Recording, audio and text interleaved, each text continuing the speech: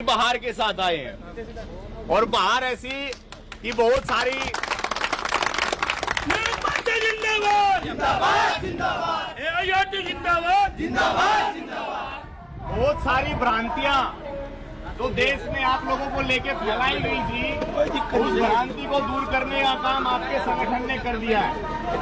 और ये छोटा उपलब्धि नहीं है। कोई संगठन बनता है तो रेलवे में पहले जोनल सत्र पर बनता था। आपके यहाँ भी कई जोनल सत्र पे संगठन बने होंगे और उन लोगों ने साथियों सपनों को बहुत सारे साथियों ने देखा था कि ट्रैक मेंटेनर कब सत्ता में आके कब मंत्री बन के बैठेगा। साथियों, ये किसी पार्टी का चुनाव नहीं है, ये चुनाव आपके अधिकारों का चुनाव है।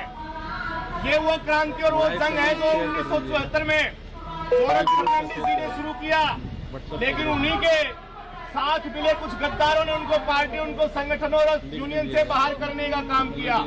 लेकिन अब की बार मैं कहता हूं, पटरी पर काम करने वाला कर्मचारी ही इस देश के अंदर, इस रेलवे के अंदर महामंत्री बन के बैठेगा। और मैं मानता हूं इससे बड़ी उपलब्धि मेरे लिए और मेरे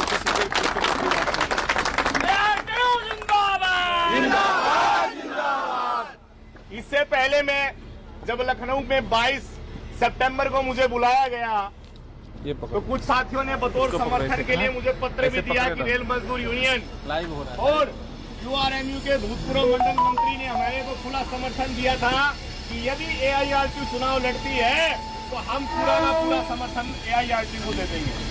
और साथियों, मैं अपने वादे पे खरा उतरा। मेरा एआईआरटीयू से जुड़ा एक एक पदाधिकारी खरा उतरा। आज नॉमिनेशन भरने आप जा रहे हो और मेरे उन पत्रों को आज आपने सच साबित कर दिखाया। मेरे लिए आप सबसे गौरवान्वित महसूस करता हूँ, बड़ी खुशी की बात।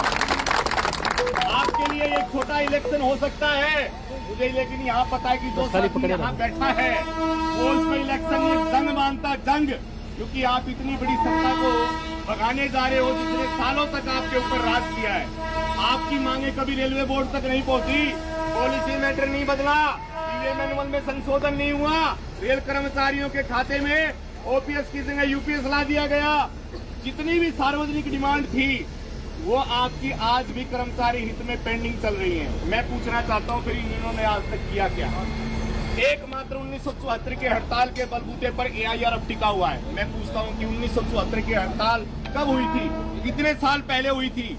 क्या आज का ट्रैक मेंटेनर जो पढ़ा लिखा वो उस समय अनपढ़ होता था? और आज का प्रत्येक रेल कर्मचारी से तकवा छोटा है या बड़ा, सब शिक्षित है। क्यों? क्योंकि कोई भी भर्ती जो बिना पढ़े लिखे कर्मचारियों की नहीं होती है। सब के सब जागरूक है, शिक्षित है। तो सब साथियों के लिए बराबर सुविधाएं रेलवे में क्यों नहीं है?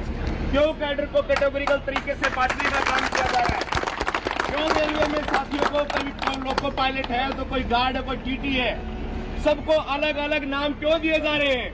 सबको रेल कर्मचारी का नाम देके क्यों नहीं इस्तेमाल किया जा रहा है? मैं कहता हूं कि आने वाले समय में कोई भी भर्ती निकले, कोई भी भर्ती जिसमें आपकी जाने की इच्छा है, कोई भी प्रमोशन की पदोन्नति का रिक्तियां निकलती है तो उसमें ट्रैक मेंटेनर को, एसएनटी को, एचसीटीआरडी को, सभी विभागों को एक साथ बराबर मौका दिया जाए। ऐसा एआईआरटीयू का हम लोगों ने डिमांड रखा।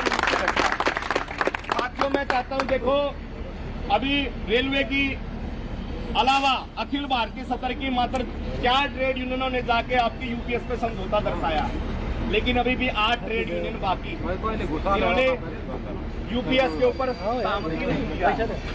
ठीक, और उनमें से एआईआरटीयू भी शामिल होने जा रहा है और पूर्ण विरोध के साथ उतरेगा और दोनों वरिष्ठ नेताओं को रेलवे से बाहर फेंकने का काम करेगा। रेलवे के अंदर और भी काफी सारी यूनियन और एसोसिएशन है, उन लोगों के खिलाफ कोई भी यूनियन आवाज नहीं उठाती है, लेकिन ट्रैक मेंटेनर के खिलाफ आवाज क्यों उठाती है? इसका एक बहुत बड़ा लॉजिक है। यदि ट्रैक मेंटेनर जागरूक हो गया तो फिर हम दुरुपयोग किसका करेंगे? किसके तबादले के पैसे खाएंगे? किसकी एब्सेंट छुट्टी ठीक करवा के नेतागिरी करेंगे? अगर इन चीजों से आपको बचना तो मैं कहता हूं कि आपकी लड़ाई आप लड़ो। और यही एआईआरटीयू का उद्देश्य था कि प्रत्येक रेल कर्मचारी को आत्मनिर्भर बनाना ही एआईआरटीयू का उद्देश्य था। और एआईआरटीयू ने आप लोगों को ऐसे मुकाम पे लाके खड़ा कर दिया कि आज प्रत्येक ट्रैक मेंटेनर सेल्फ डिपेंडेंट होता नजर आ रहा है। रेलवे के कई ऐसे इंसिडेंट यदि मैं आपके साथ साझा करूं जो कि उपलब्धियों के तौर पे हैं, उपलब्धियां एआईआरटीयू ने बिना मान्यता के हासिल करके दिखाई। वर्तमान में आप सबको मालूम होगा कि रिस्क अलाउंस किसने दिलाया,